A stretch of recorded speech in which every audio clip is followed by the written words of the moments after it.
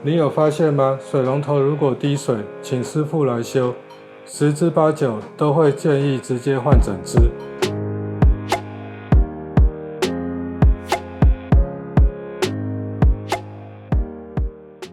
其实很多时候只要换个陶瓷阀芯就能解决，但是因为这个小零件便宜，工钱又不好收，所以大多数师傅都会建议直接整支换掉。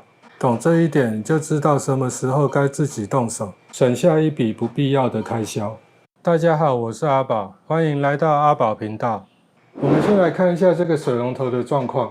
我们可以看到，虽然这个水龙头已经关起来了，可是水龙头还是不停的滴水。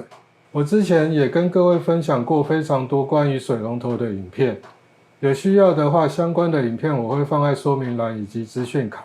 首先，我们必须要先把水关掉。由于这个反耳上面有开关，所以我们直接从反耳这边关掉。把手下方这个修饰盖子把它拔起来。2.5号的内六角螺丝把它转开。拔不起来的话，可以这样子敲，它就会掉下来。如果这个修饰盖真的拔不下来，你只能把它破坏掉。它只是一个塑胶的环，不会影响功能。这个修饰盖真的转不下来，所以我就用暴力把它弄破。